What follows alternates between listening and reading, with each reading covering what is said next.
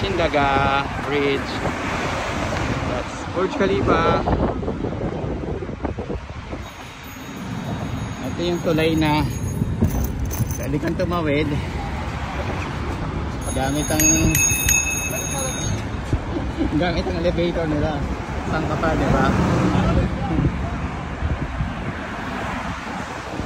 Hindi ka masyado mahirapan, hindi mo kailangan manggaling sa pinaka paanan ng tulay.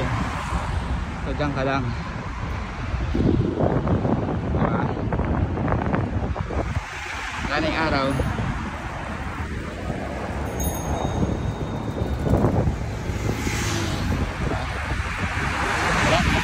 Ewan ko lang, merong tunnel pa yan kasi originally may tunnel yan eh, 2 lanes.